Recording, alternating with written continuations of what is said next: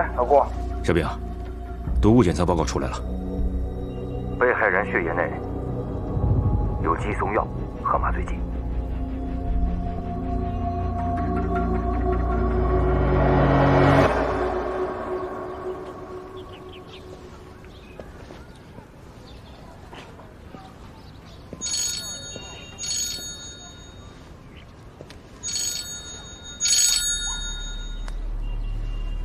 哎，今天到底出什么事儿了？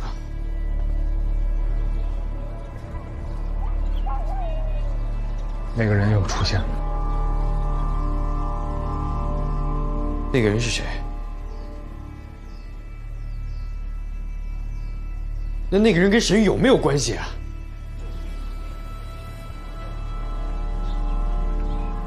杨梦，不管那个人是谁，我们一定抓到他。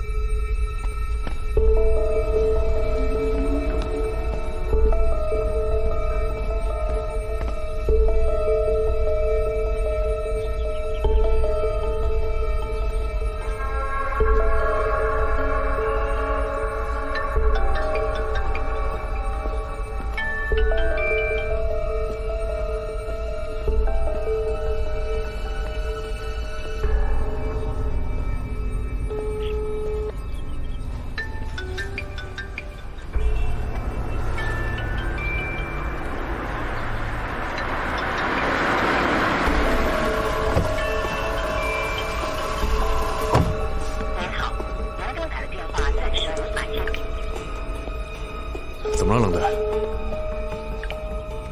赶紧去我家找夏沫。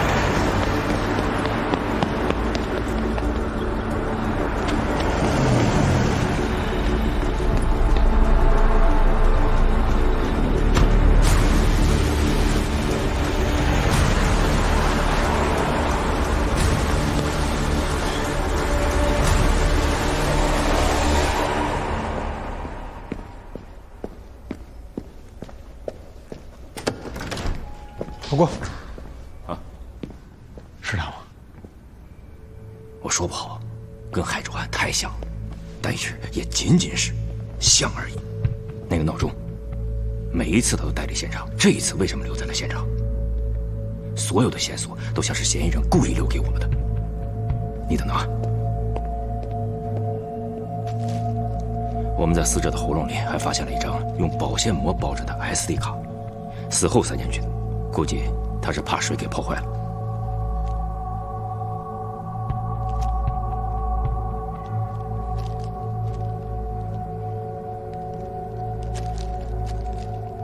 这是有话要跟他们说呀。喂，领队，夏沫不见了。净给我添乱！去沈宇那儿，夏沫肯定在沈宇周围呢，在不惊动沈宇的情况下，控制住夏沫，别让他干傻事。是。走。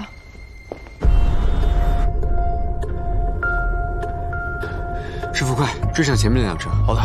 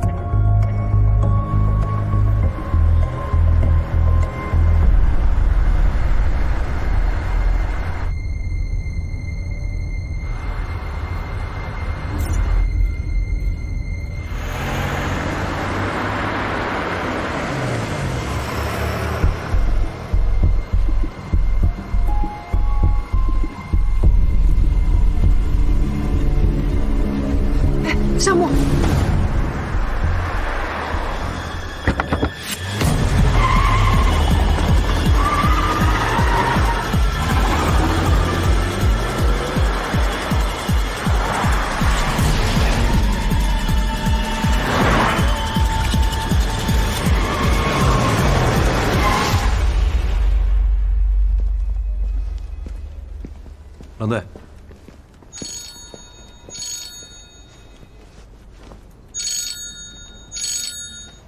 哎，干嘛？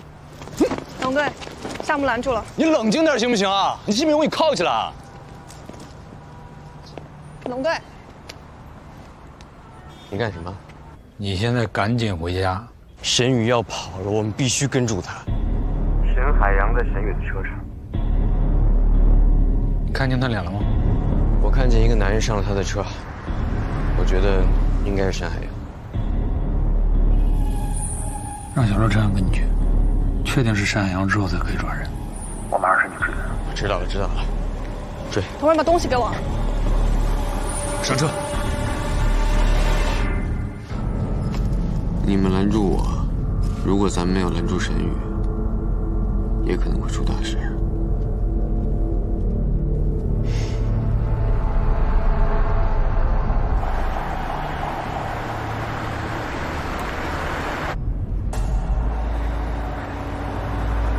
沈宇的车，桥下。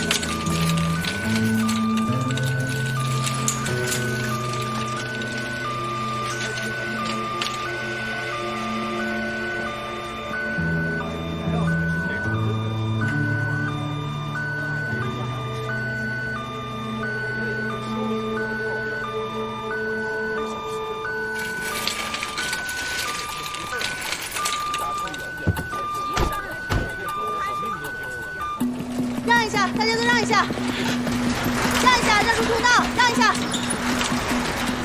来，大家让一下啊，配合一下。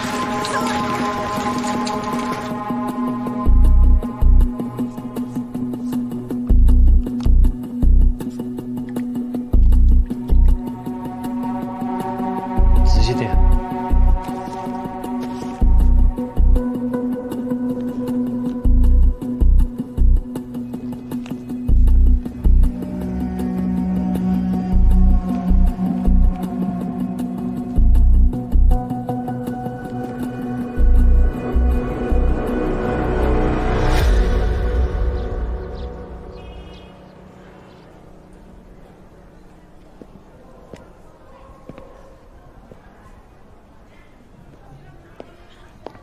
情况怎么样？哦，沈宇的伤不重，脑部受到冲击，有点轻微的脑震荡，他随时都有可能会苏醒。那男的呢？男的抢救是抢救过来了，但是伤得太重了，全身多处骨折，颅骨破裂，颅内出血严重。哎，这能不能醒过来，就要看他的造化了。那您觉得他醒了之后能恢复到什么程度？如果能醒过来，也可能会成为植物人。啊，我知道了，谢谢医生。高队、冷队，有事再叫我。辛苦了。哎。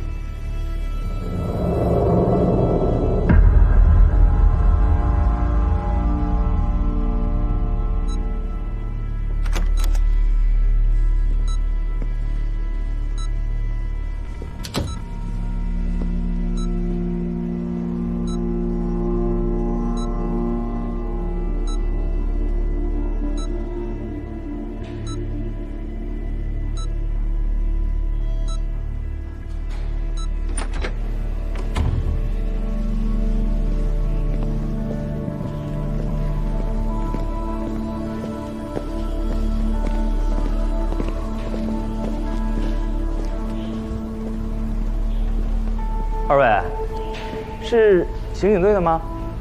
电视里面那个被杀的女的，她叫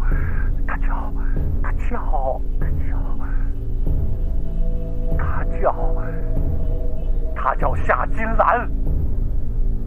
对，夏金兰。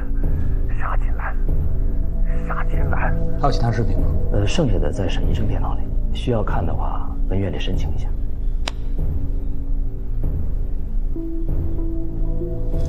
给高队打一电话，让他跟医院说一声，把沈宇电脑拿回队里洗一遍。好。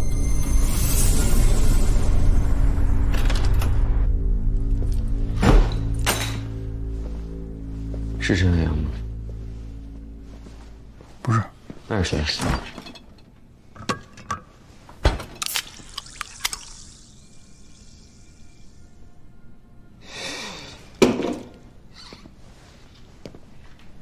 那是谁？何伟光，抢救过来了，命保住了，不过醒过来是植物人。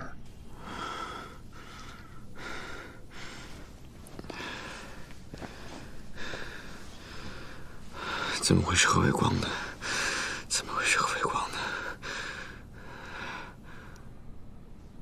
那沈宇呢？轻伤，昏迷。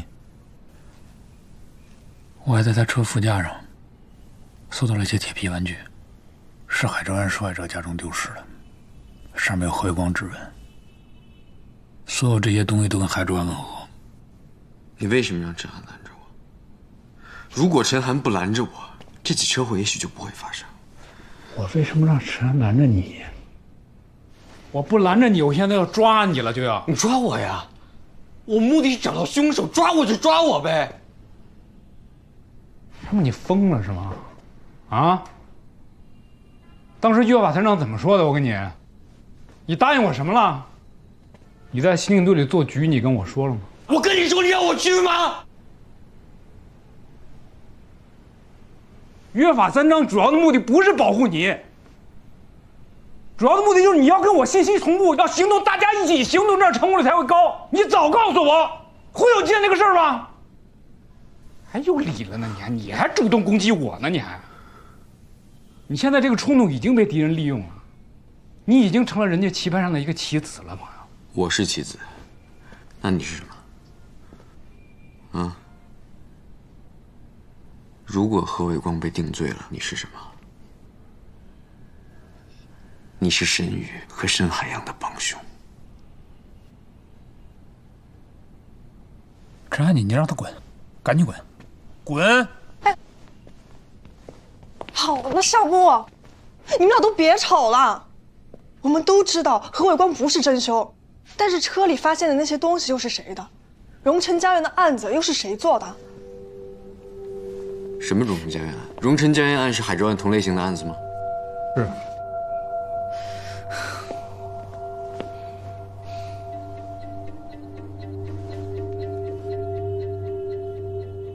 我们查了这么多年，一个有价值能查下去的线索都没有。一夜之间，所有证据都浮出水面，而且偏偏就指向于一个不能开口的何伟光。你说这父女俩，这计划，该说它叫缜密呢，还是狗急跳墙呢？急得连自己闺女的命都差点搭上。所以车祸也是计划好的。他可真是连命都不要了。车祸当然是计划好的了。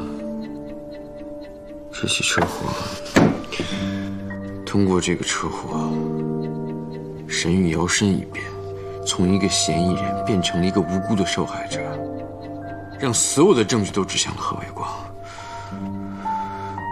让大家以为何伟光就是凶手。这就叫舍不得孩子套不着狼啊！那我们现在怎么办？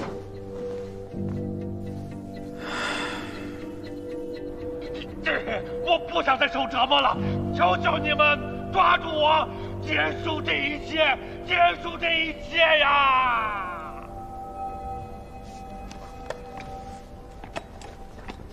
技术队对声音做了分析，没有经过技术处理，也没有伪装或者变声，所以经过声纹比对和何伟光的一致，这就是储存声音那张卡，在网上到处可以买到，无法查到来源。尸检情况怎么样？受害人左手的手腕的动脉被锐器割开。我们还做了毒物检测，发现死者的鲜血当中含有大量的肌松类药物，还有少量的麻醉剂成分，和17年前海州案受害人体内的成分是一模一样的。根据泡胀的程度，我们做了模拟实验，确定死亡时间是在昨天晚上11点到11点半之间。还有什么疑点吗？疑点就是这个闹钟，17年前我就在现场见过，凶手每次都把它带走，这次却留在了现场。技术队在闹钟内部提取到6组 DNA， 一组是荣成家园受害者宁丽的，其余5组是海州案受害人。死者身份确认了吗？现在只知道叫宁丽，其他情况还在调查之中。昨天晚上8点，他回到家之后就再也没有出来过。不过我们在监控里锁定了这个嫌疑人。昨天晚上11点10分到11点40分之间，他曾经在受害人家里的楼层中逗留过。电梯扶手上提取到了他的指纹，并在库里锁定了他的身份。高队带人去他家搜查，没找到人，但是发现了凶器和很多的旧照片，全部都是海州案受害人的。巧的是，就在我们全程搜捕嫌疑人的时候，这个人突然出了一起严重的车祸，昏迷不醒。更巧的是，我们在车祸现场也找到了海州案的相关证物，上面同样有该嫌疑人的指纹。这个人就是何伟光。所以你怀疑有人陷害何伟光？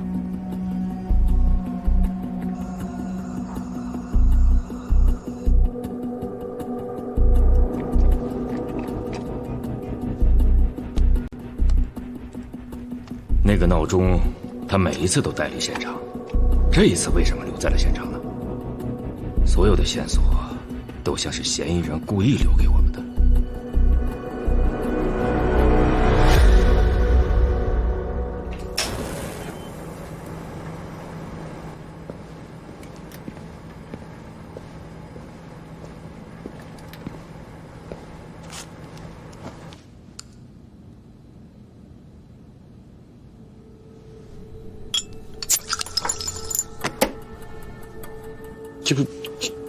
这不是我家pin气走，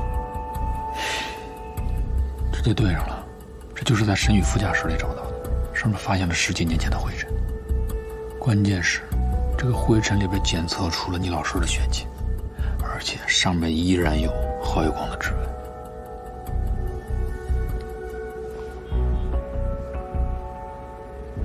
沈宇之前一直在暗中监视我。有一次我在家里晕倒了，被送到了医院。回去的时候，我发现有人进过我家。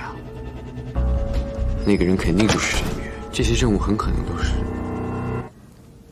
沈宇伪造的。案发那天晚上，我去查过医院监控，沈宇不到8点就下班回家了，完全有时间去作案。而且我还查到了另一段监控，沈宇在案发前几天曾经去看过这个女孩的演出。他为什么会对这个女孩感兴趣？因为那个女孩跟海州案的受害人情况一样，特征一致。我在沈宇那儿见过何伟光，看得出他很信任沈宇，他把何伟光变成了替罪羊，替沈海洋脱罪。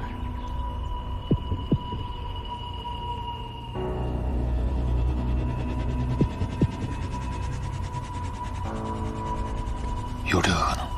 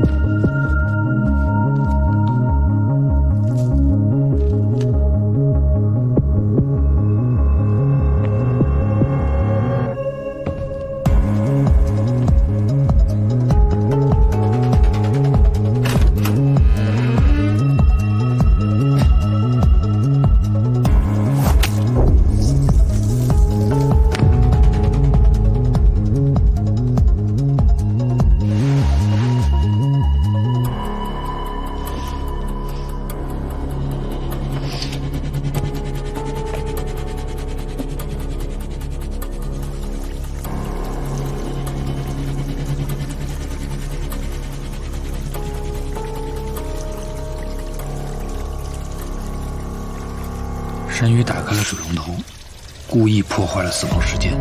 在他离开之后，他把何伟光骗到了现场。可是我查过他们的通话记录了，案发那天晚上，他们俩没有联系过。你怎么看？也许沈宇还有另一台手机，也说不准是沈海洋联系的。他叫夏金兰。我最不理解的就是这个。何伟光怎么可能知道你老师的名字呢？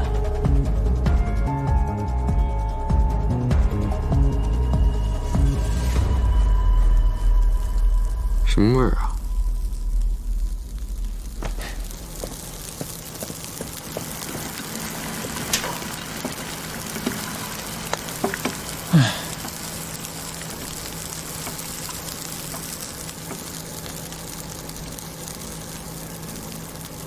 你放水，再煮一锅。哎，点外卖吧。哎，陈涵，给你一个探讨案情的机会，来我们家一趟。给我们带点吃的。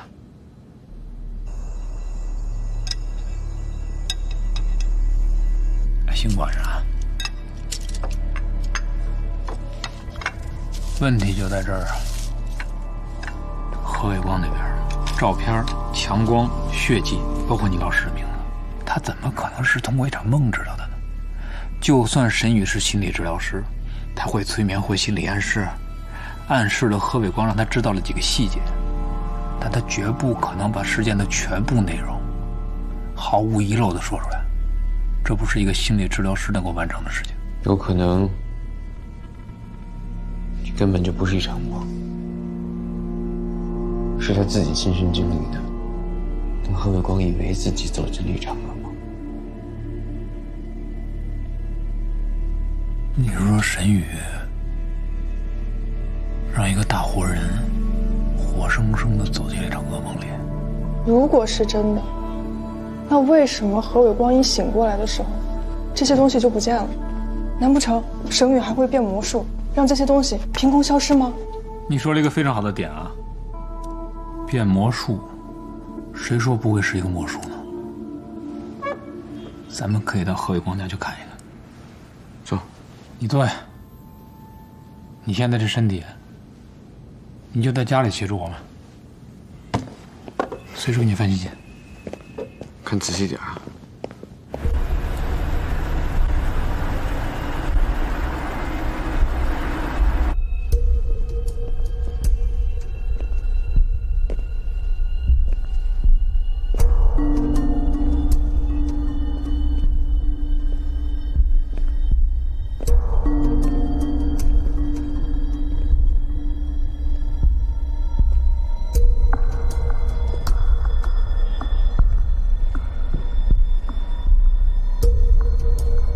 这个就是之前贴照片的地方，灰尘很少，一看就是新贴上去的。就这么着了啊！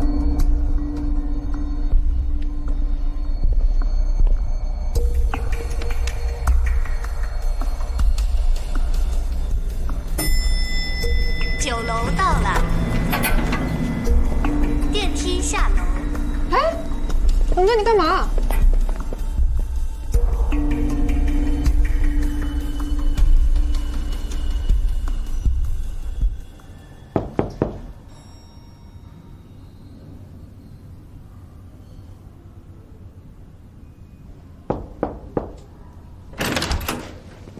你们是？你好，打扰啊，我们是警察。是出了什么事儿吗？没有没有，我们就是随便走访一下，这个方便进去看看吗？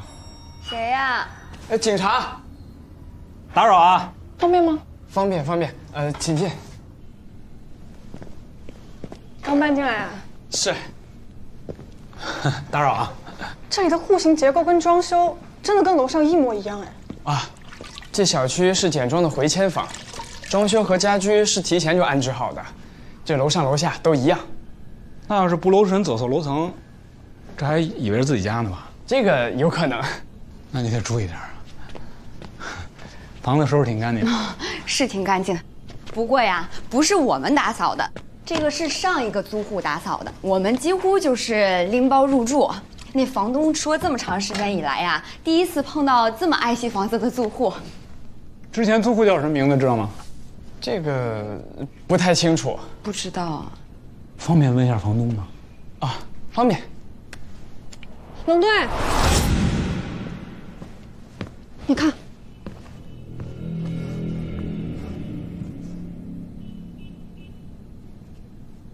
应该不是血，是红墨水。确定？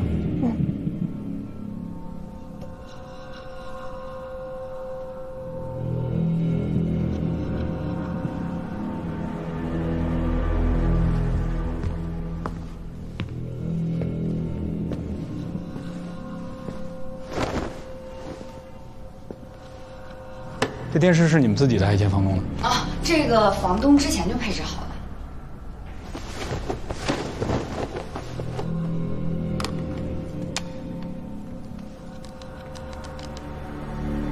没电了是吧？嗯，是。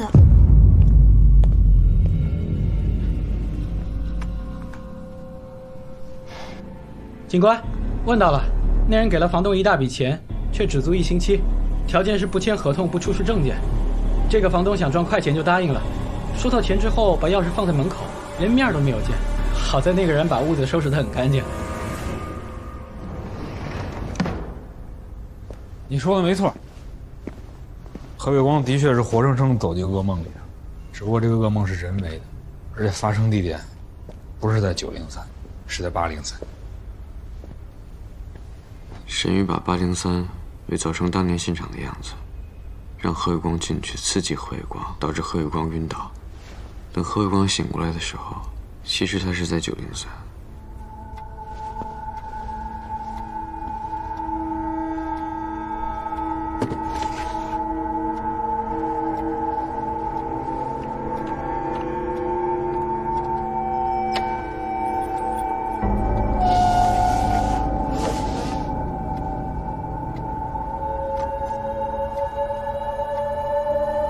这就是何伟光走进的那个噩梦。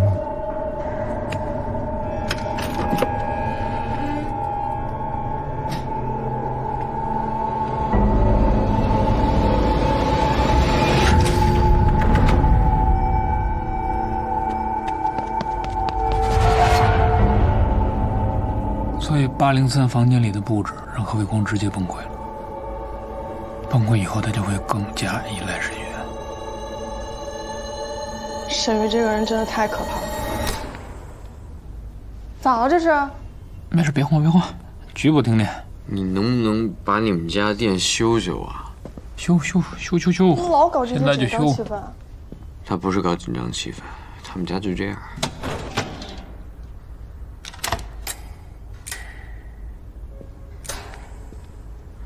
但沈宇不可能一个人把何伟光从8楼搬到9楼，所以不管怎么说，沈海洋一定就在沈宇身边。而且只要我们抓住其中一条线索，我们就能找到真相。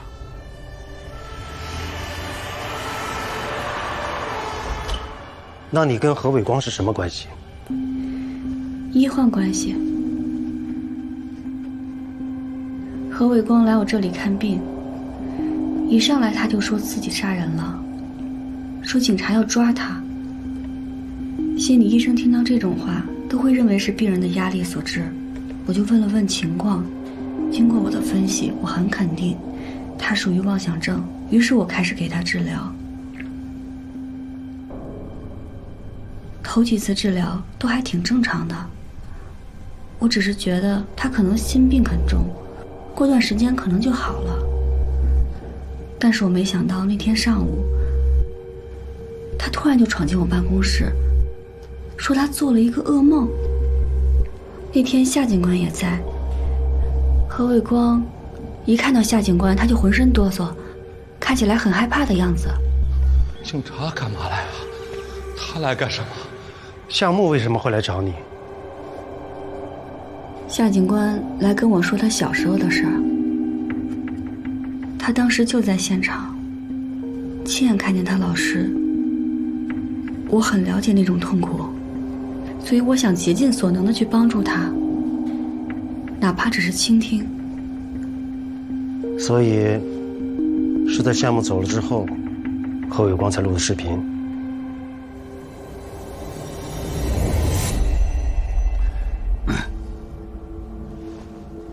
但何伟光说出夏金兰名字的时候，电视里面那个被杀的女的，她叫。你别着急，慢慢想。夏金兰。我才发现，眼前的这个人，可能杀过人。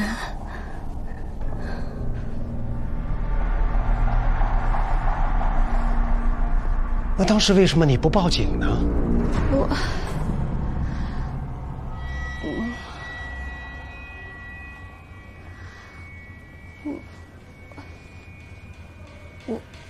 我害怕龙队，他怀疑过我。谁上？情况我们都尽在掌握。他还老来医院找我。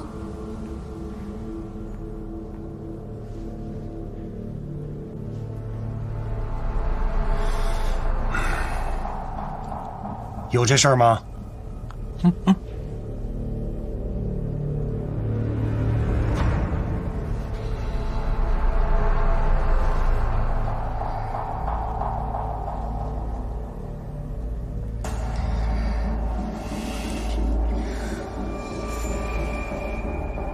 那何伟光怎么会出现在你的车上？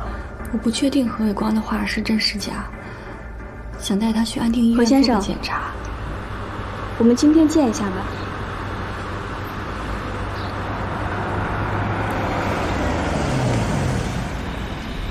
上车之后，我让他系安全带，他不系。他从随身携带的白色布包里拿出一个玩具，要送给我。我拒绝了。结果他的情绪变得特别激动。我去精神病院，我不去，我没病啊！我好不容易安抚住他，结果路边来了几辆警车，他又开始激动，就撞车了。车祸是怎么发生的？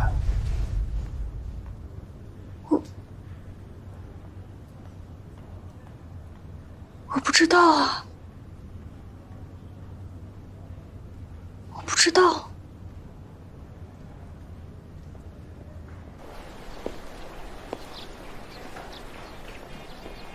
没有证据，那你为什么敢擅自行动？马上写一份情况说明。等着挨处分吧。沈宇的话也别全信，还得查。用你教，我会查的。吓我一跳啊！都听见了？回去，我不需要同情。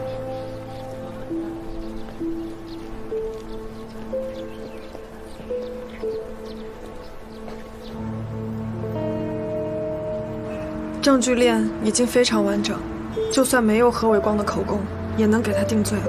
估计很快就要移交到检察机关了。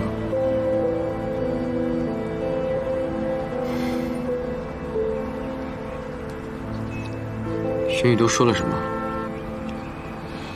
他就说自己什么都不知道，物证、车祸都不清楚。夏木，啊？你琢磨什么呢？我没琢磨什么呀。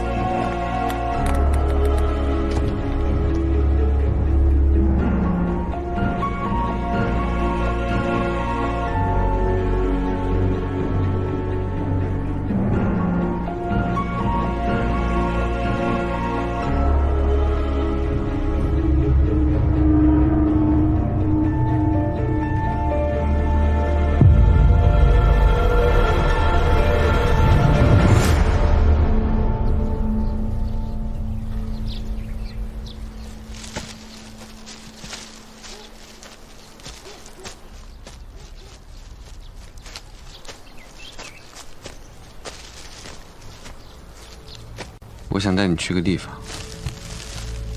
这是哪儿？我老师以前工作的地方。你想干什么？想干什么？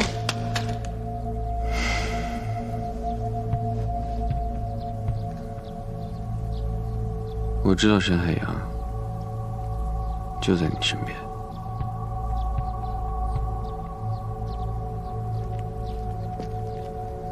我不知道他在哪。让他跟你对峙。夏沫，你要给你老师报仇，何必栽赃我爸爸呀？栽赃？你爸爸干了什么？你心里没点数吗？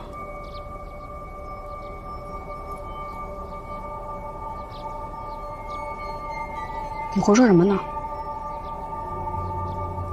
我在好奇你跟你爸爸见面之后会是一个什么样的状态。父女情深，互诉相思之苦之后，住在一个屋檐下，永远活在黑暗里。荣城家园案那个女孩究竟是你杀的，还是沈海洋杀的，还是你们联手杀的？然后嫁祸给何伟光？我不知道你在说什么，我没有杀人，我爸爸也不是杀人犯。那你为什么要去剧院看那个女孩跳舞？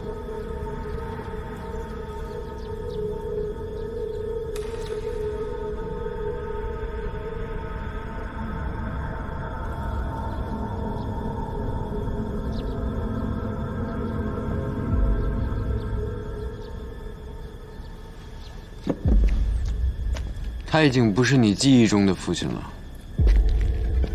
别抱有任何幻想。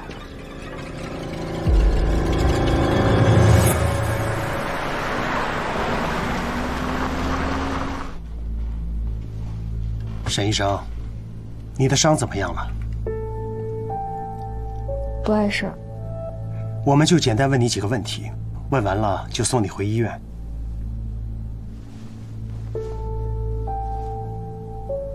3月24日晚上8点之后，你在哪儿？8点钟下班后，我就直接回家了。那你当天晚上就再也没有出去过吗？没有，我就一直待在家里。你认识这个女孩吗？不记得了。我们在监控录像里查到，你曾经多次去剧院里看过她的演出。我就是去看了个演出，不记得这个人了。聊一聊你的父亲吧。他17年前失踪是什么原因？他只是跟一个女的私奔了。那根据我们的了解，你们父女的感情一直很好，你是单亲家庭。他一手把你拉扯大，又当爹又当妈。照常理说，他不应该为了跟一个女人私奔而抛下你不管，是不是有什么别的原因？这应该是你们警察告诉我的，不是问我。我也想知道是什么原因。你觉得你父亲身上会不会有什么不可告人的秘密？没有。事实就是你们了解到的这一些。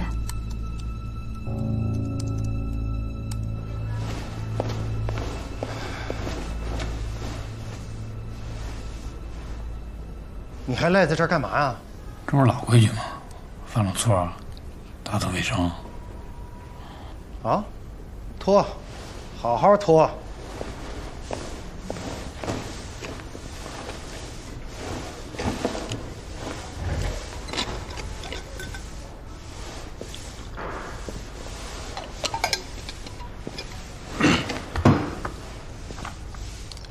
舔着脚。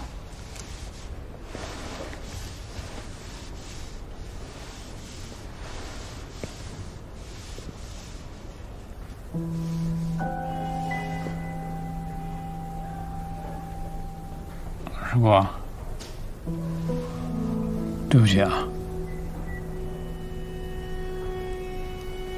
当年那个事儿，我不应该瞒你那么多年的，我早就应该脱衣服滚蛋。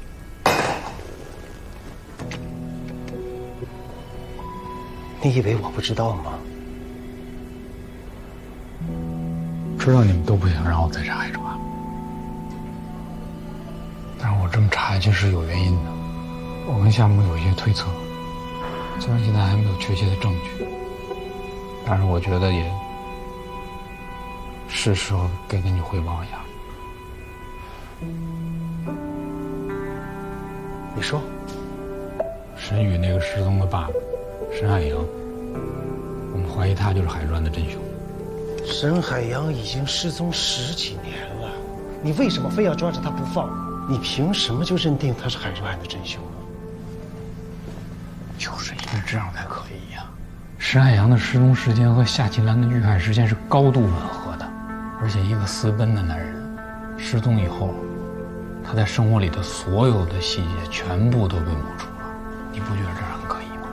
对，这是个疑点，但光凭这一点，也不能证明沈海洋就是海州案的凶犯呢。您听我把话说完啊。我推测，沈海洋这么多年来不敢公开露面，所以沈宇要替他爸爸洗清罪名，于是他就设计了一个局。何伟光就是这个局里边的替罪羊。荣城家园，一夜之间所有的证据瞬间浮出水面，而且齐刷刷指向何伟光。紧接着就发生了一起严重的车祸，让何伟光不能开口说话。我承认这个推断有道理，但是我们没有证据，你让我怎么帮你？未来不管是谁接管这个案子，我都希望再去荣城点案的现场重新勘察一遍。不用别人，我会亲自带队去看。那你就好人做到底呗。我们现在掌握了沈宇的 DNA， 再把他的数据在库里跑一遍，看看有没有可能找到沈海洋。这条线索应该不会让你失望。我可以给局里打报告，申请到全国 DNA 数据库进行对比，但如果依然没有结果呢？那我就彻底死心了，踏实打扫卫生了。好，谢谢鹏哥。等等，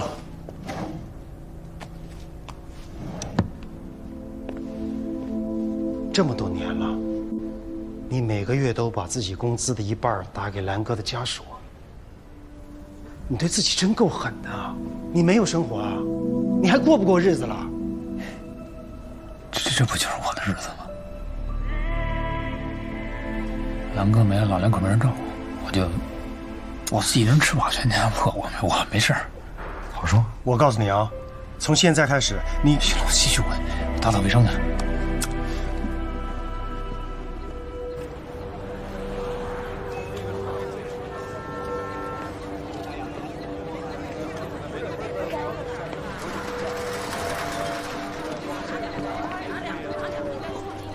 您好，您见过这个人吗？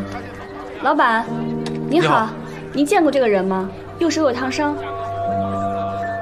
右手有烫伤，您没见过吗？没见过。没见过。您见过这个人吗？没见过。没见过。您见过吗？可以。没办法，你这个听不进水了，怎么办？您好，请问您见过这个人吗？没见过。谢谢。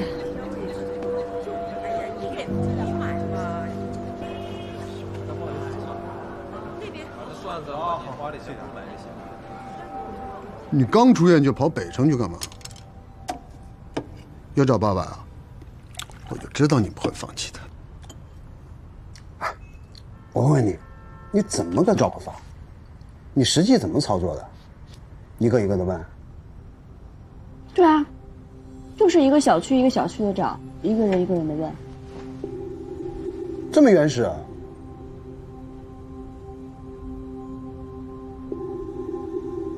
想象不到吧？就像这样，见着人就问：“你见过他吗？”59岁，1.8米左右，右手有个烫伤。那人家说没见着。没见着，我就再继续接着问别人。这是大海捞针呢。你捞了那么10几年，你不累啊？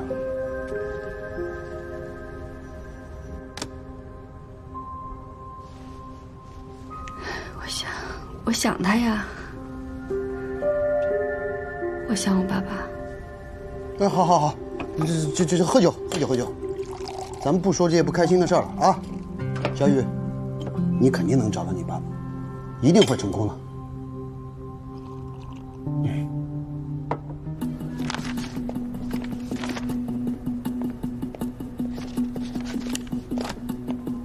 刘哥，沈宇的 DNA 匹配结果出来了，2份 DNA 位点吻合，侵权指数大于99.99%，可以确定亲子关系。你意思是说，匹配上的样本是沈宇的亲生父亲？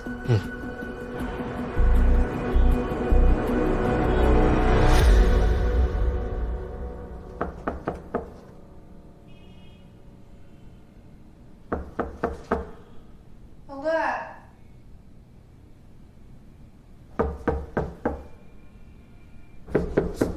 来了。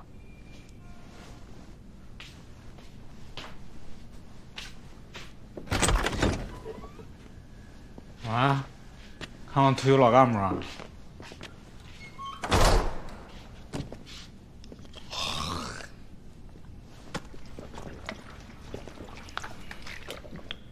深海洋找到了。啊？侵权指数99%。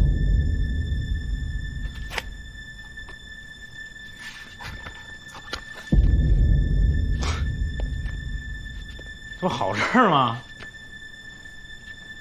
昨晚上做梦还让这孙子跑了呢，这梦都是反梦啊！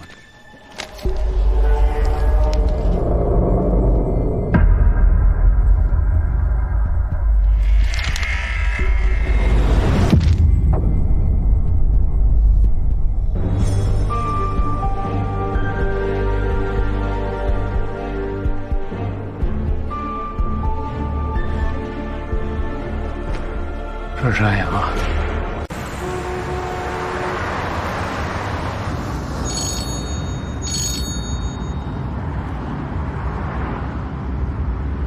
嘿，领导，你知道沈海洋找到了吗？听说。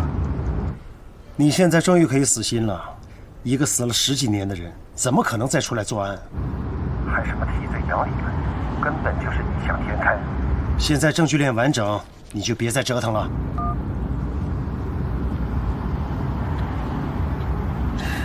什么情况？海专马上就移交了。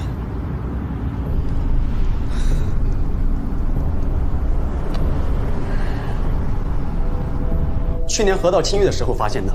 去年发现的，为什么不上报啊？县法医在检查完白骨之后，确定不了死因。我们也尝试在各种失踪人员中寻找尸源，但是都没有结果。解剖室在前面。我们这儿是县局跟民政部门有合作，所以在殡仪馆留了一间房作为法医解剖室。这边。段队，来，你们看一下，耻骨夹角75度，颅骨前额有坡度，后枕隆起。综上判断，死者性别是男性。从牙齿的磨损程度及耻骨联合面的特征来看，死者遇害时的年龄在35到40岁之间，身高1.80米左右，左上后牙槽缺了一颗，不知道是拔牙还是磕碰形成的。钙化这么严重，能查出 DNA 吗？县里的技术条件，想从降解这么严重的骨骼中提取 DNA 肯定是办不到。但是呢，我们把骨头送到了省物证鉴定中心，通过最新的技术，才把这具白骨的基因型给扩增出来。前几天刚刚把数据上传到了库里，没想到就跟你们的样品比对上了。这要是再早几天做比对，估计都不一定有结果。这白骨真的是沈宇的父亲沈海洋的吗？绝对错不了。省里的法医复检了好几遍，这2个样本之间绝对是亲子关系。死亡时间推算出来了吗？15到20年之间吧，没办法更准确了。蓝队，这是尸检报告。发现尸体的时候已经完全白骨化了，骨骼上没有明显的劈砍或者是钝器打击的痕迹，颅骨、胸骨、颈椎、舌骨都完好，四肢及躯干骨也都没有工具伤痕，所以没办法判断死因。孙肉片有吗？有，已经从物证科那边调过来了，就在这放着呢。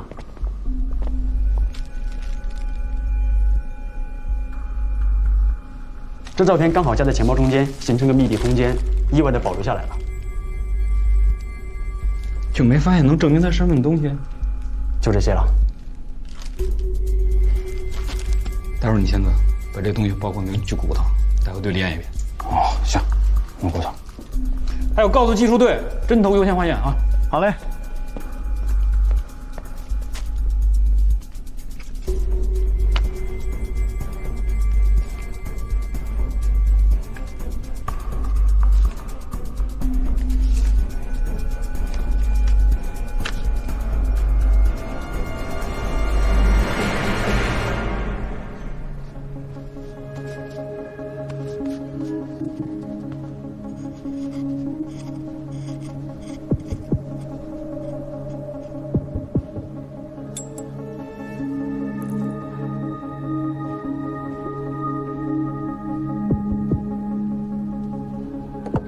有结果了吗？300路。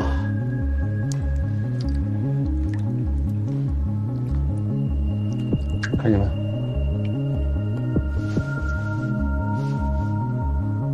公交公司吗？我是海州市刑警队的。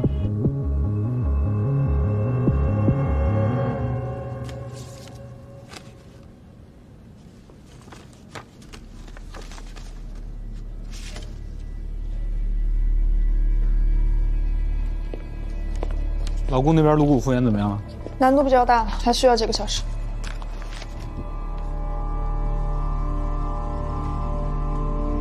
车票查了吗？这种旧车票10几年前就不用了。我已经跟公交公司的人联系过了，让他们帮忙查一下车票的详细信息。关键的是这个，注射器里检测出了麻醉药和激松剂的成分。这么说，沈海洋也是被凶手杀害的？这也太诡异了吧！如果沈海洋早就被杀了，那沈宇这么多年苦苦寻找的人又是谁啊？难道他不知道他爸已经被人杀了？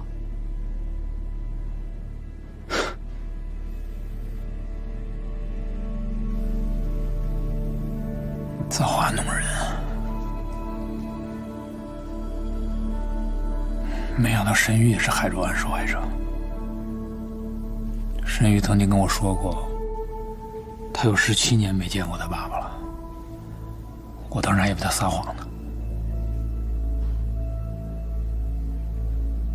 沈宇不光不知道沈海洋已经死了，他还把凶手误认成是沈海洋。这怎么误认呢？难道凶手跟他爸长得一模一样？怎么可能？就算是同卵双胞胎，时间相处久了也能分出差别来。怎么就不可能呢？那万一这17年他们俩就没见过面，17年里边，凶手和沈宇一直就单线联系，凶手用某种手段操纵控制沈宇，像一个木偶一样，木偶还以为自己有灵魂呢。沈宇也是救父心切，太想拯救这个爸爸了，然后亲自杀人，再嫁祸给何伟光。那要是这样，这也太悲剧了吧！啊，沈宇不仅没有救了他爸，反而还替杀害他爸的凶手脱了罪。那现在怎么办？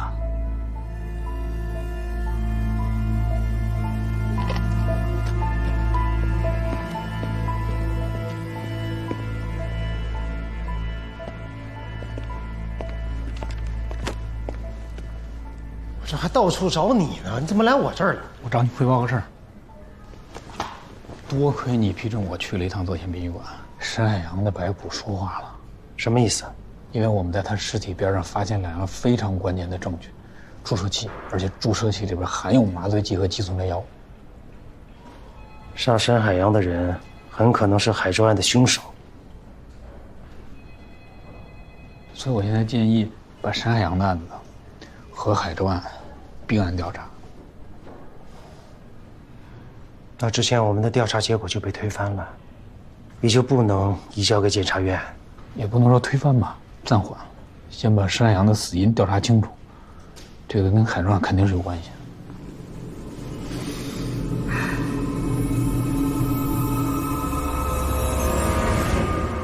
我决定并案侦查。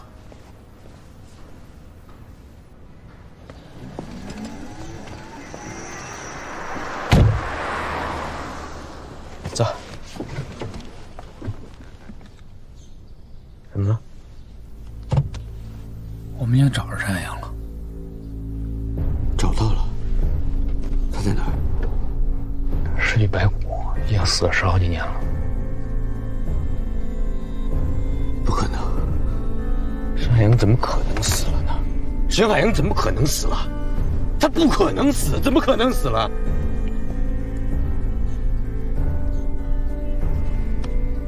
DNA 鉴定都比对过了，的确是沈宇的父亲。一定是哪儿搞错了，这不可能是沈海洋，一定是哪儿搞错了。沈海洋不可能死了。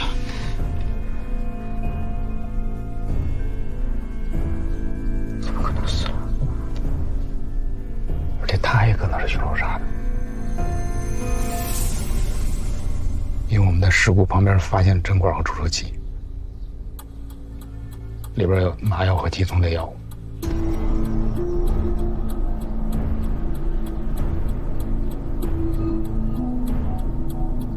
不可能！冷静点行吗？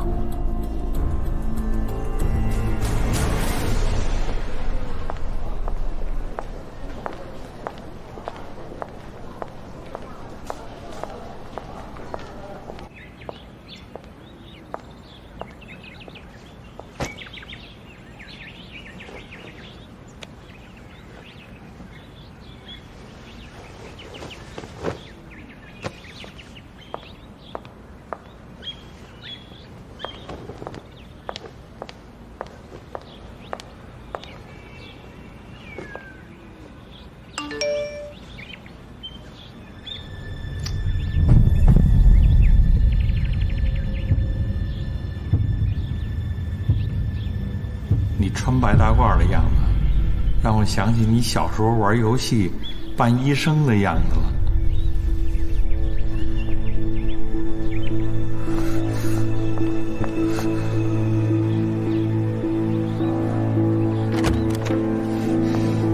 大夫，麻烦问一下，这个 CT 在哪开啊？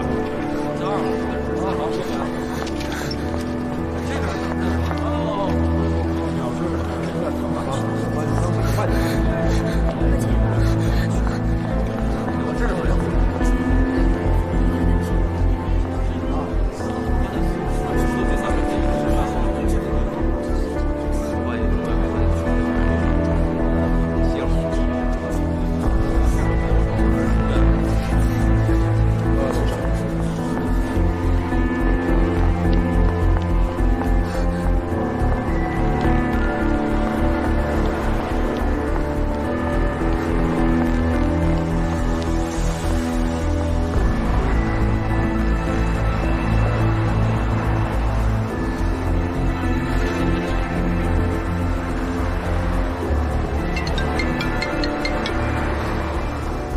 喂，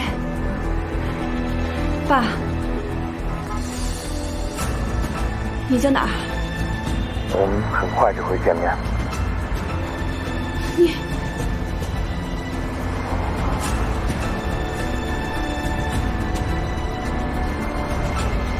爸，你在哪儿？我要见你。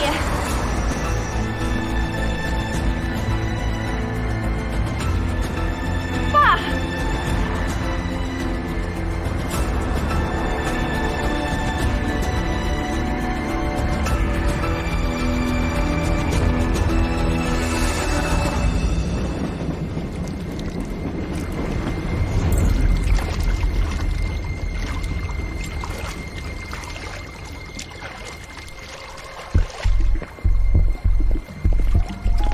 领队，就这块区域，捞了很多遍了，什么都没捞到。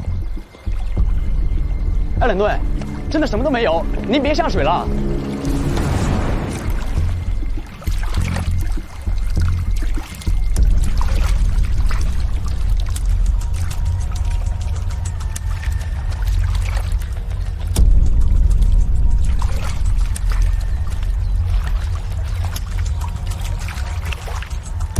桥下边的找一找，桥下边往中间一点。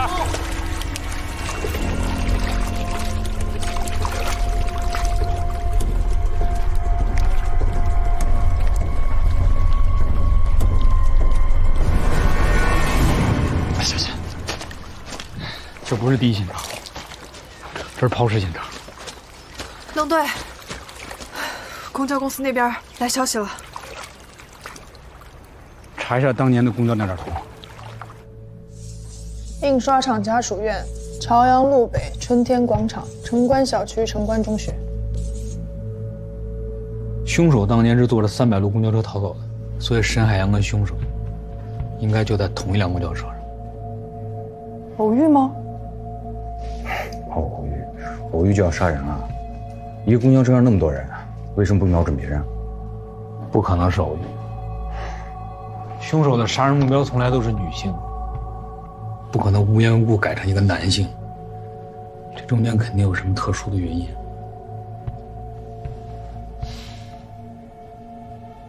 有一个人应该能帮我们解开谜题。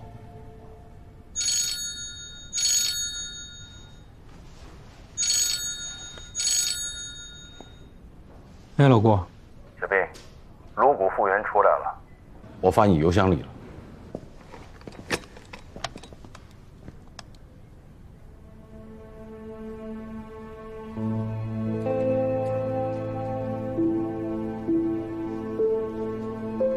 你们俩去找唐振宇，是时候让他知道这件事儿了。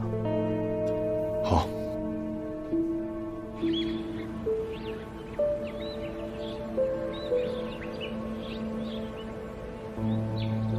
对不起，没有预约，你们不能进去。哎，沈医生他们。把今天安排的取消吧，请去见一个人。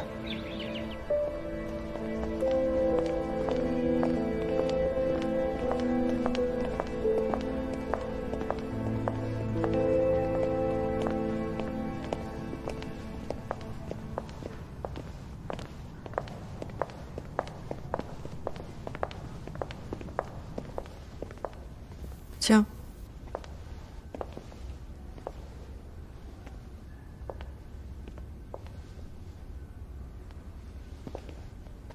沈医生，今天叫你来呢，是想让你认个人。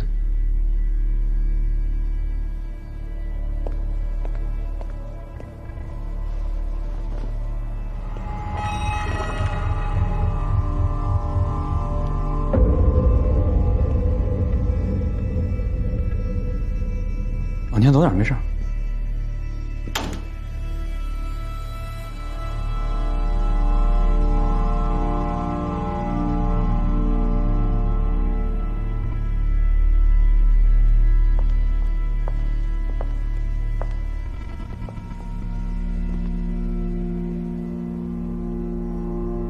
什么意思？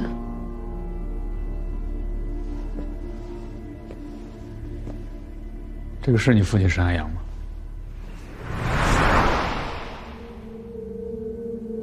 对呀。这是我们做的颅骨复原。泽县公安局在对河道清淤的时候，发现了一具白骨，死亡时间15到20年。这具白骨和你的侵权指数高达99.9%，也就是说，他就是你的父亲沈海洋。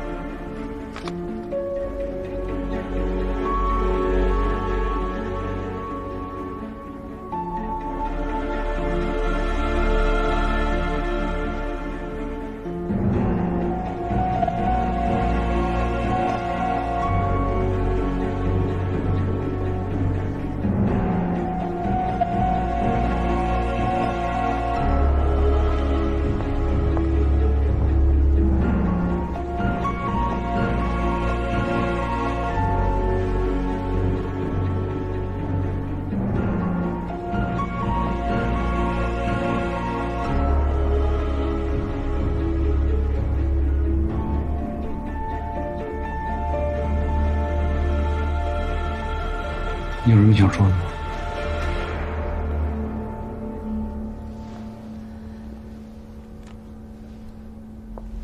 对不起，我先去一下洗手间。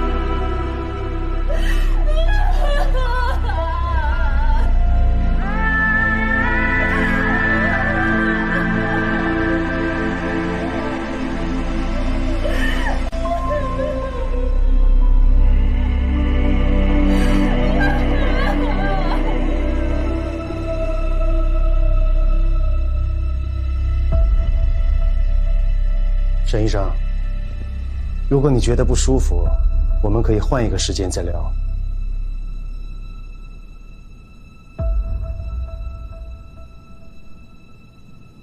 我爸是怎么死的？具体死因还在调查之中。我们在现场发现的注射器里边，检测出了肌松药和麻醉剂。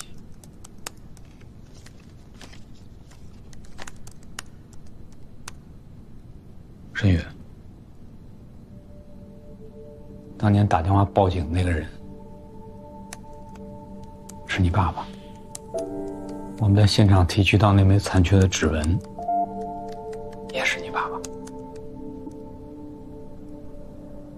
当时他就在现场附近，他的穿着和凶手高度吻合，所以导致我们也误认为他就是凶手。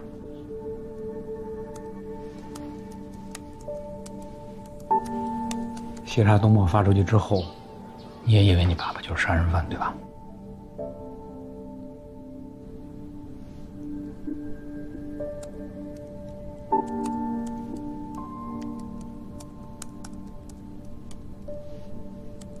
这就是一连串错误的起点，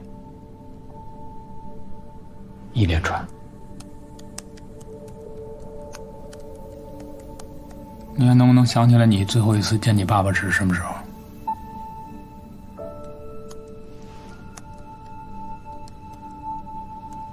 记不清了。00年9月2号。这是我们在你爸爸的遗物里发现的当天的车票。那你还能不能想起来，你跟他最后一次见面的时候，还有没有什么异常的事情发生？想不起来了。为什么你爸爸失踪15天之后，你才去派出所报案呢？因为我不知道他失踪了。我爸经常出差，一走就是10几天。我是在10几天之后收到那封信才知道的。你爸爸在9月2号当天就已经去世了，准确的说是遇害了。10几天之后，给你写信的那个人到底是谁？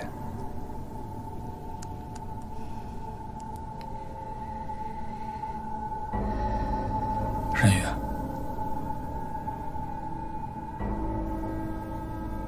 荣成家园案，到底谁是凶手？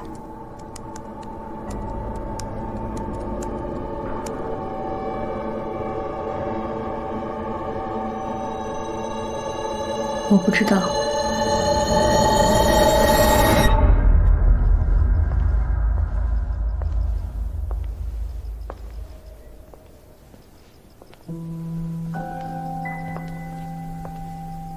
申宇，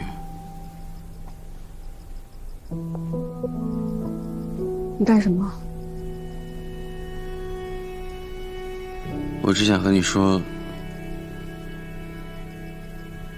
没有人比我更了解你现在的感受。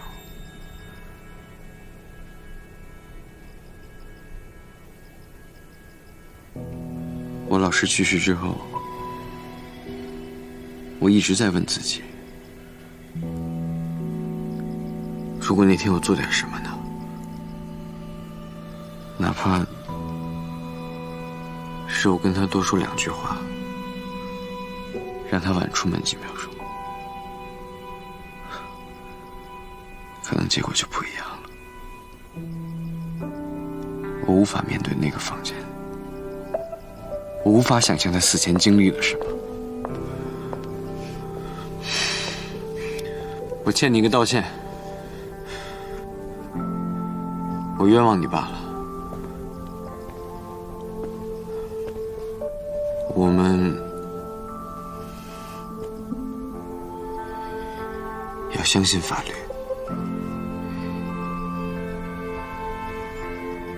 我理解你对你爸的感情，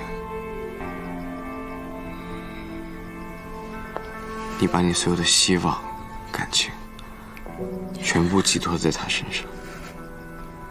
这么多年你一直住在这里，就是因为他是你爸给你留的唯一念想。你没有搬家，就是希望等他回来的时候，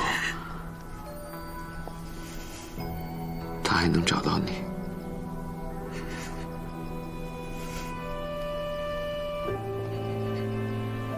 你不恨他吗？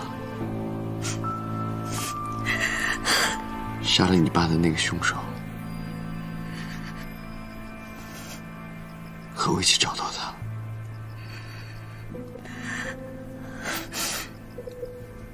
你是不是还相信你爸还活着？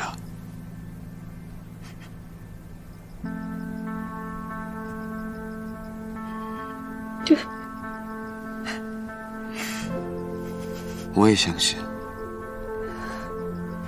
不仅是因为那个电话，还是那之后，你所有的反应都告诉我他一定还活着。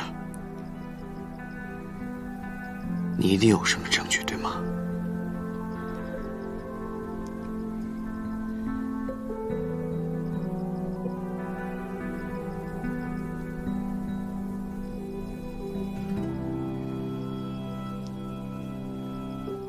我没有什么证据，就只不过就是一个女儿希望爸爸还活着的美好心愿。沈玉，你不要再骗自己了，不可能只是希望，你一定有什么感觉的，而你的感觉和真相之间一定存在着什么必然的联系。没有任何联系。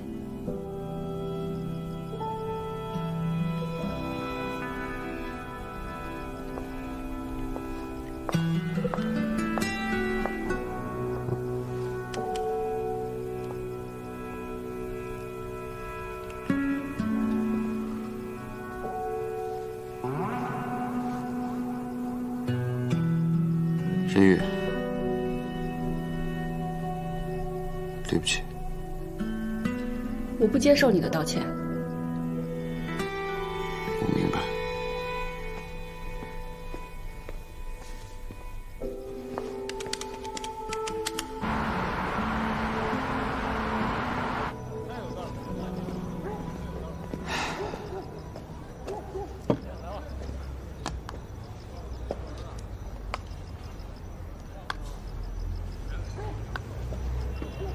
我刚刚去找过沈宇了。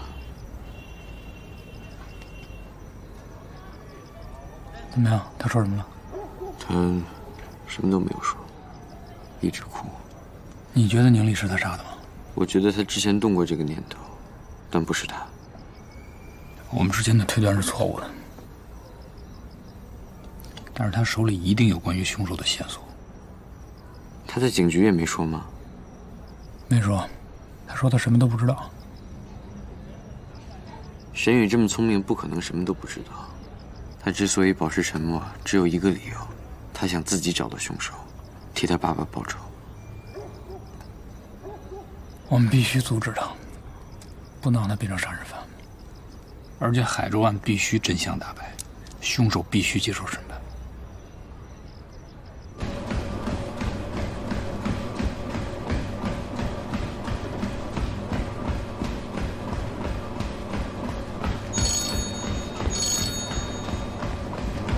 哎，邓队，你让我查沈宇的背景资料有眉目了。说，你还是来一趟吧，这事儿太奇怪了，电话里说不清楚。这摸底的时候，我发现了这几个案子，都跟沈宇有不同程度的关系。这是一起伤害案，2002年，有几个小混混在学校门口被打了，被脱光了衣服装在麻袋里。你看一下，这都有照片啊。事后警方调查发现，3个人都被装有麻醉剂的注射器给炸晕了。在这3个小混混被炸晕毒打之前，刚刚勒索过沈宇。警方询问过沈宇，他也很吃惊，并不知道是怎么回事。这个案子的受害人是海州医学院的一名老师，很多女学生都被他骚扰过，沈宇也是其中之一。之后啊，这个老师就跟那3个小混混一样，被炸晕毒打，扔在了学校门口。周小云这个呢？这个女孩是沈宇的室友、闺蜜，当时最好的朋友。当时最好的朋友啊，这个周小云跟她男朋友约会的时候被人给偷拍了，照片被公布到了网上，闹得是沸沸扬扬啊。最好的朋友也没放过啊。这你就不知道了。当年市医院精神科招聘的名额只有1个，周小云和沈宇都进入了最后名单。那事之后，周小云受到了严重的打击，直接退学了。沈宇就得到了这份工作，进入了海州市医院。警方当时也怀疑过沈宇，但是调查之后没发现什么疑点。周小云现在在哪儿？还在海州市。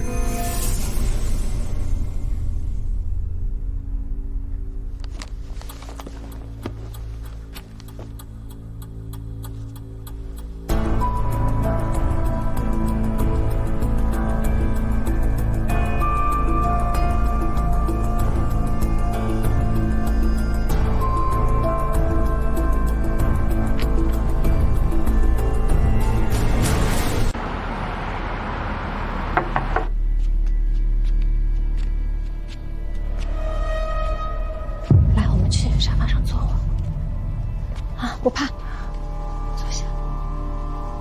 别怕啊，这2位警察是想来跟你了解一点情况。不怕啊。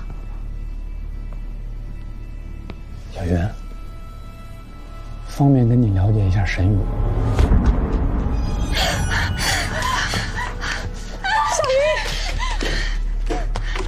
小云，小云没事的，小云别怕啊，没事的。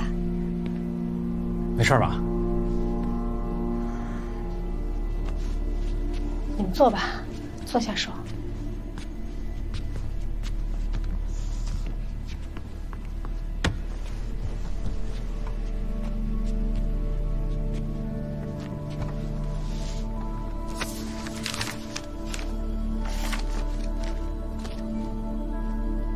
沈宇和我们小云从小一起长大。从前是亲密的不得了。他爸爸刚失踪那几年，我觉得他可怜，还总是把他叫到家里来一起吃饭。那在你们相处那几年里，沈宇有没有什么不对劲儿的地方？没有，这孩子心思细密，样样周到，让人根本挑不出一点毛病。这么说的话，在小云出事之前，你们跟沈宇的关系一直都很融洽，是吗？亲如一家。那这是怎么回事？方便跟我们说说吗？自从那件事之后，就变成了现在这个样子。照片方便你们带回去吗？都拿走吧。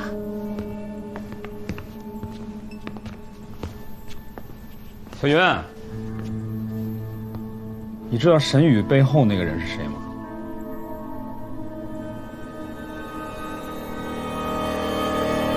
你觉得沈宇真的认可凶手做了这些事儿吗？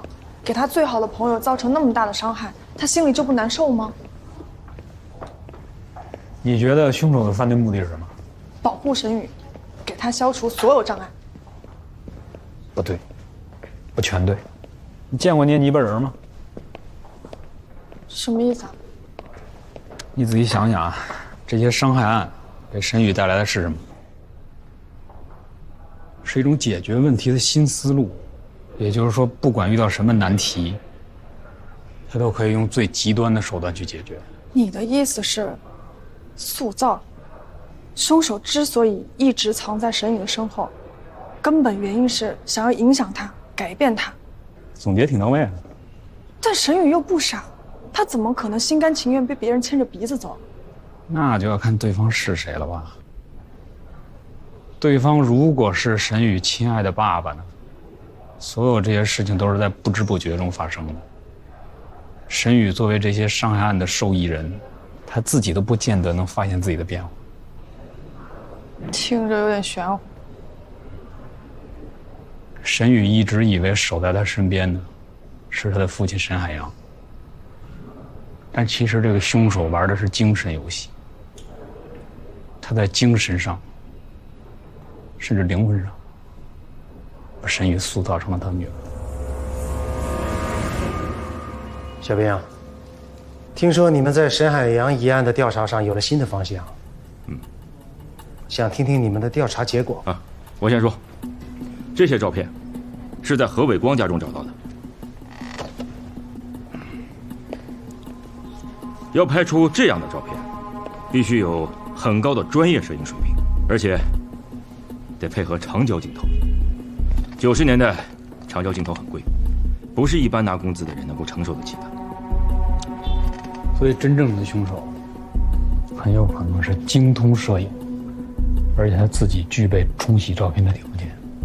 现在没有任何证据能够证明何伟光同时具备这两种条件。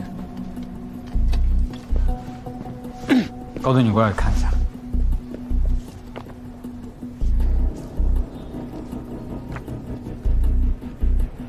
你感受一下这两张照片区别。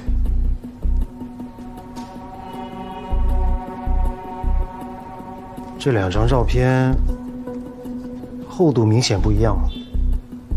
高队，厚的那种是一种进口相纸，90年代在我们市里面很普及。过去我们警队用的也是这种相纸，很多照相馆都有。那下一步你们打算怎么做？我们打算重点排查一下从1991年到00年这种相纸在海州市的销售和购买渠道，特别是要重点排查300路公交车沿线的照相馆。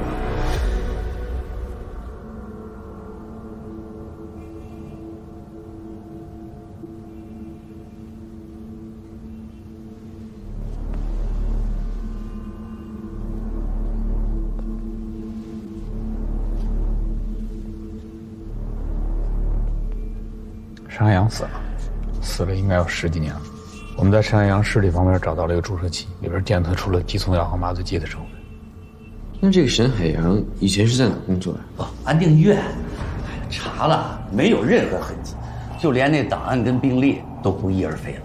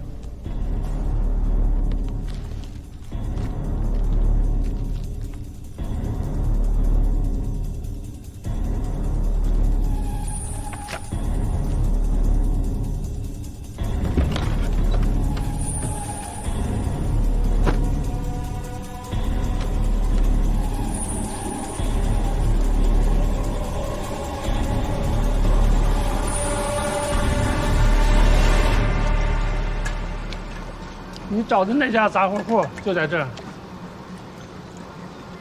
谢谢你啊。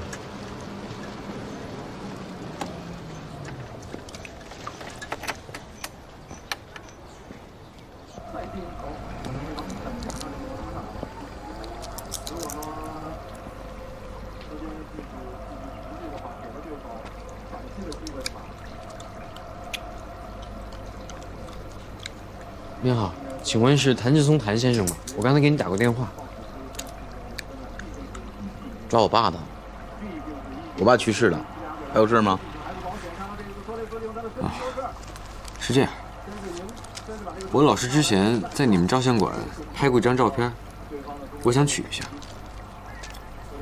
哟，00年的收据啊！啊，煞费苦心呐，哥们儿，就为了买房还做个假收据是吧？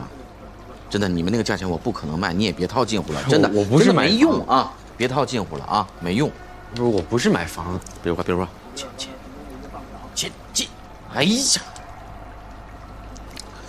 哥们儿，我跟你说，你现在要是买的话，那肯定占大便宜了。你看那边，哎，那边啊，马上就老房改造了，改造以后就不可能这个价钱。我不买房，而且那我问一下，照相馆是从几年开到几年？不知道。不问房你就赶紧走吧。那00年期间还有任何工作人员和你们有联系吗？不知道。哎，不是你干什么你啊？把这当你自己家了是？哎，不是当你自己家呢？不是，你干什么啊？我就问一个问题，你能回答我吗？啊，赶紧问。你知道海之湾吗？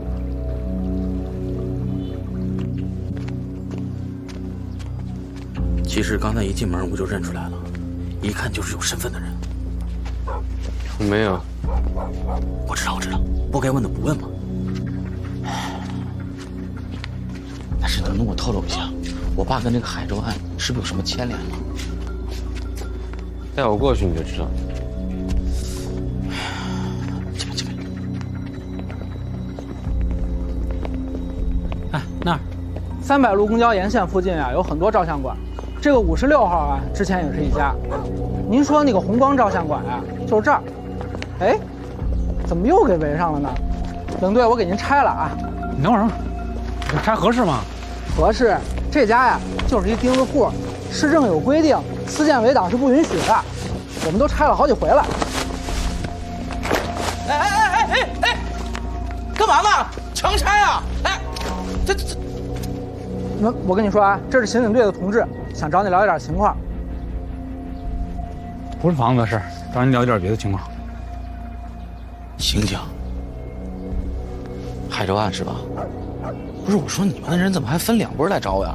刚才有一个一看就是有身份的小哥们儿，哎，哪儿去了？这也过来了。现在我们进去看看。走，没问题。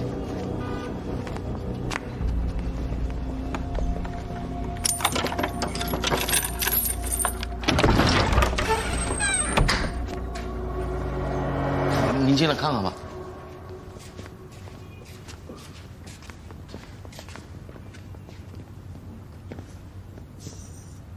你们这以前就是照相馆对吧？对啊，以前就是个老照相馆，开了能有30-40年了。然后在2000年的时候吧，大家不都开始玩这个数码相机了吗？也没人过来照相啊、洗照片什么的。然后我爸就趁着便宜把这儿给收了。然后又过了不到1年，生意还没什么起色，我爸呢就把那些员工给开了。2000年。00年几月份？10月。麻烦叫你爸来一下。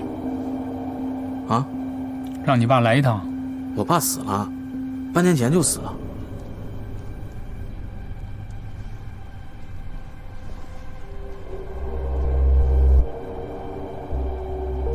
还有其他老员工能联系上吗？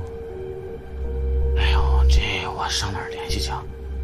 我们要找这个人特征很明显啊，身高1.8米左右，眼睛很小，性格孤僻，经常独来独往的，但是他照相技术很好。你仔细想想看有没有印象？哎呦，我这那时候来这块儿吧，就是为了玩电脑打打游戏。你这我真没什么印象。拿来。这些人有你见过的吗？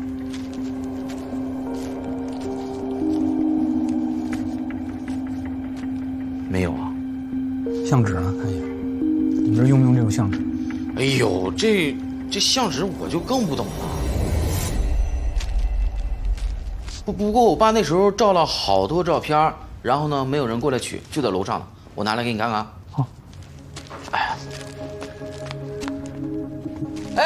来个人搭把手呗。你收一下他。没事没事，这些都不要了，都不要了。就往下弄，往下弄，不要了，不要。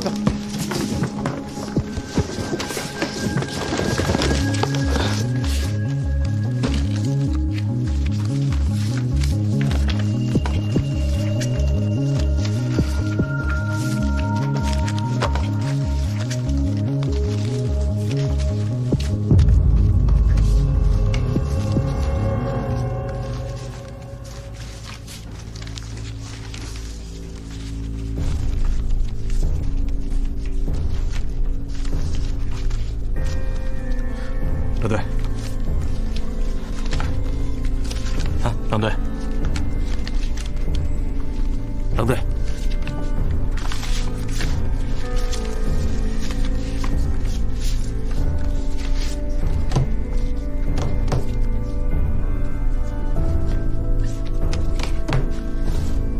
这照片谁拍的？我爸，是我爸。你爸身高多少？这么高，1.65米。当时还有其他摄影师吗？有啊，肯定有啊。照片拿回来，你跟我回趟警队配合调查。啊？协助调查。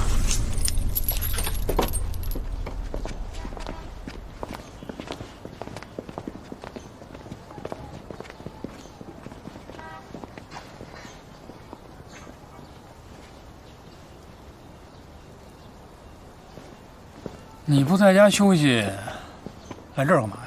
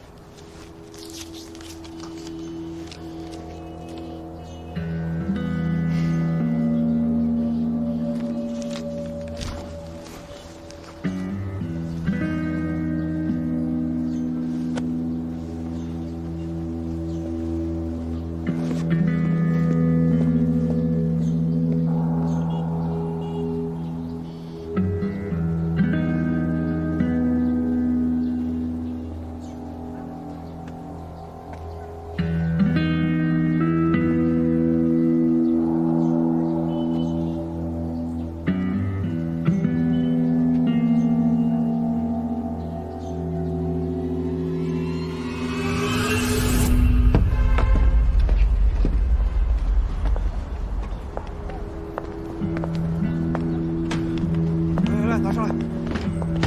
哎，小心点，看着点。来，给我。来，搭把手。好。来，往里放，往里放啊！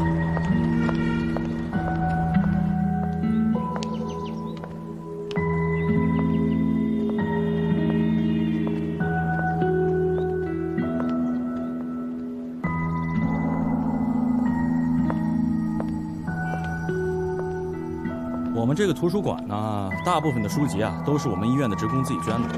我能问一下，2000年以前的书都摆在哪个书架上？这个架子。好，谢谢。好，您慢慢看啊，我先忙了。哎，谢谢。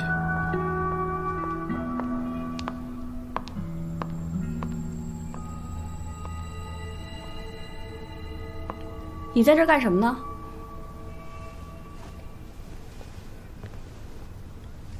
我来查案。你还有心思查案呢？你来干什么呀？看书吗？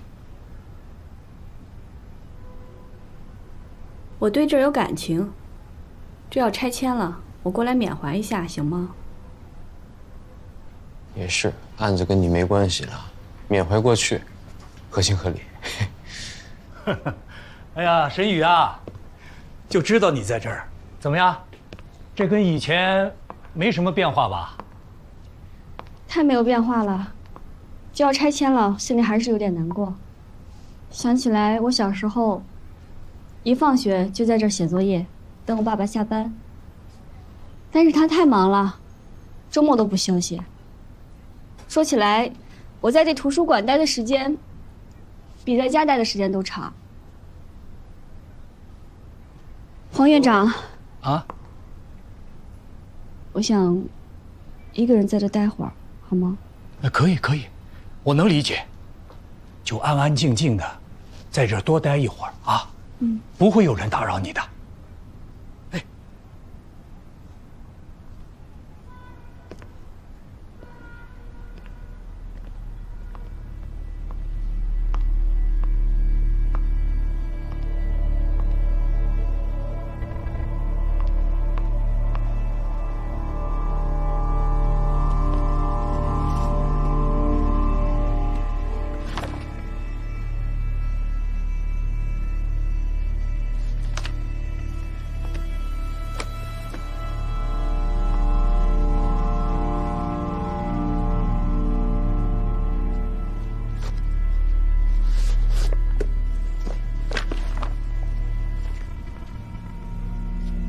爸爸，胡山泉是谁呀？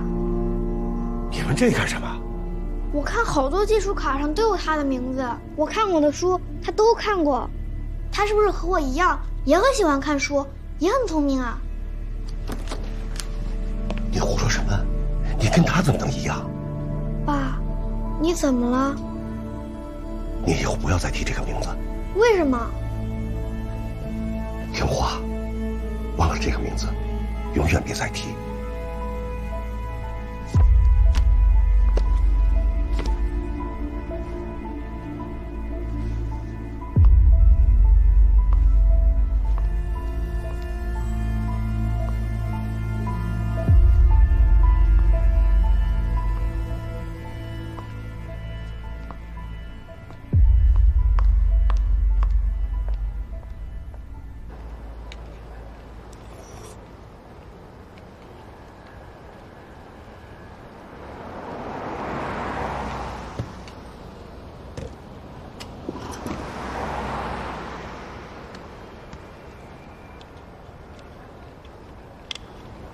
你也跟了我1天了，累了吧？把面吃了，赶紧回家睡觉吧。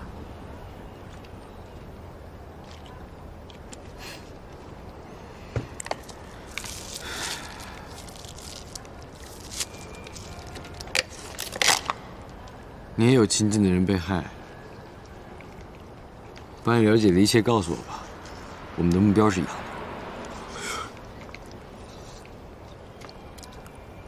图书馆里到底有什么？你能别逼我了吗？我真的太累了，你不累吗？我知道你想干什么，找到凶手，杀了他，报仇。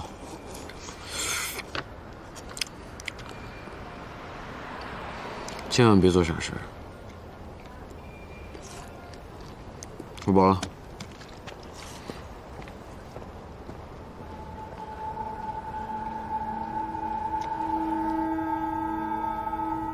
91年已经开始拍彩色照片了，对不对？对呀。按说从91年到00年，这个人一直在坚持拍黑白照片。你们家照相馆里头有哪个摄影师喜欢拍黑白照片？我爸。但是就像你说的，从91年到00年的时候，已经开始拍彩色照片了，而且那个时候找我爸来拍照的都是熟人，我爸也不可能让他给这些小姑娘拍照啊，所以说肯定不是我爸嘛。还有其他摄影师吗？喜欢用黑白胶卷的？那得让我想想。哎呀，这脑子哎呀，想得起来吗？别着急，别着急，你再看这张照片啊，应该是2000年左右，你们家照相馆中秋节聚会的一张照片。我不确定是不是所有的摄影师，这上面人你都认识吗？第一个，张延平，我张叔；秦国庆，秦叔；然后那个是李丽阿姨。那个后面是她老公和她姑娘，他们后面3个是一家3口。这是你们照相馆所有员工吗？除了她女儿以外，对，都是。那照片谁拍的？哎，是你爸拍的吗？不可能，不可能是我爸。不是你爸是谁拍的？从1991年到00年，这5个人，在你们家照相馆拍完照片之后，全部都被杀了。也就是说，凶手很有可能是在你们家工作过的摄影师。哎呀，我好好仔细想。你仔细想想那个人。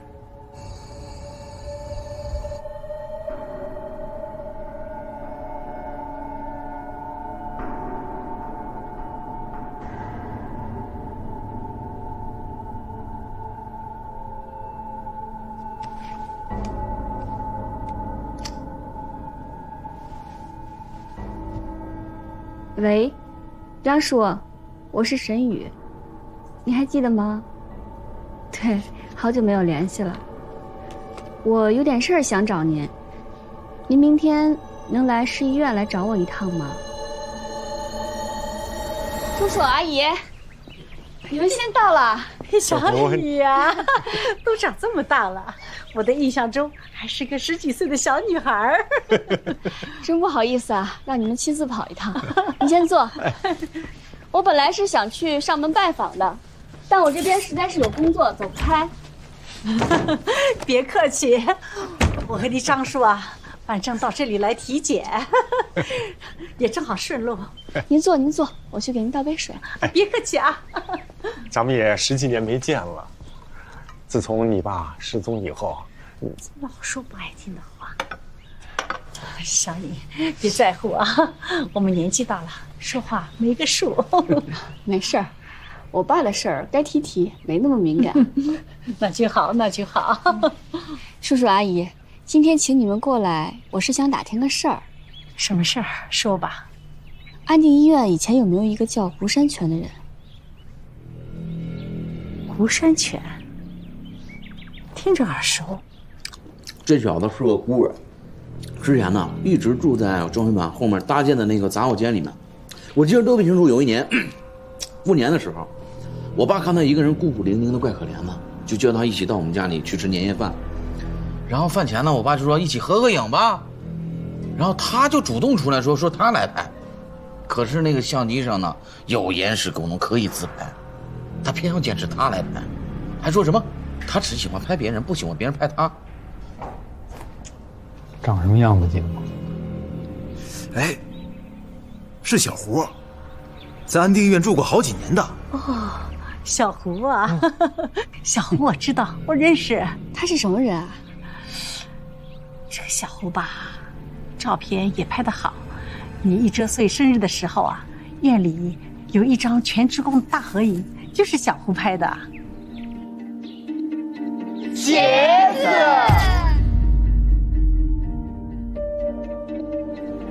眼睛这里小，对，然后眼皮有点长，然后眉毛也不长。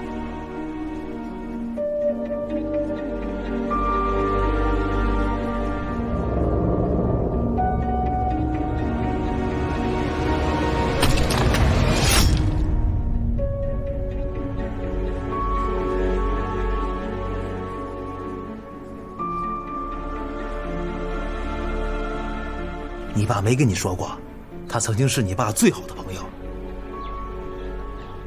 他从来没跟我提起过。他曾经也是医院的病人，那年你爸应该22岁，护校刚毕业，就分到咱们医院，一来就给我当了助理。胡山泉送到医院的时候才16岁，我和你爸一起给他做的检查，这事儿我记得特别清楚。